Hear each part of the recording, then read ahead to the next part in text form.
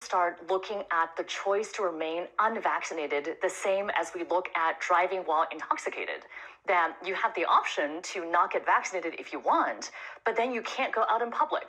Because when you go out in public, you have the potential of infecting other people with a potentially deadly disease. Just like you can choose to drink in private if you want, but if you get behind the wheel of a car and can endanger other people, there is an obligation by society to prevent you from doing that.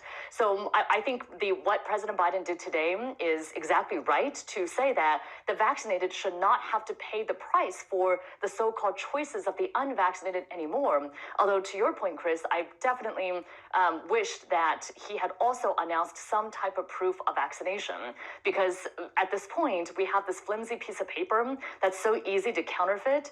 And I mean, we don't allow this to board an airplane, right? You don't go to the TSA checkpoint and say, I am who I say I am. Here's a piece of paper where I wrote my name.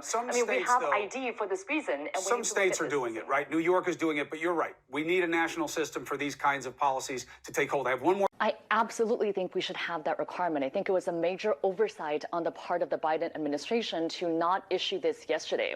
And we have to talk about the reason. The reason isn't so much that we need to keep our train travel and plane travel even safer. They are pretty safe, although I definitely think that having a vaccine requirement would make it even safer and probably encourage many people who are vaccinated or who have young kids and want to protect them. Maybe it'll help to encourage those people to start traveling again. But there's an even bigger reason too, which is I think we really need to make it clear that there are privileges associated with being an American, that if you wish to have these privileges, you need to get vaccinated. Travel and having the right to travel interstate, it's not a constitutional right as far as I know to board a plane. And so saying that if you want to stay unvaccinated, that's your choice. But if you want to travel, you better go get that vaccine. Dr. Wen, Jeffrey, thanks so much. I appreciate it.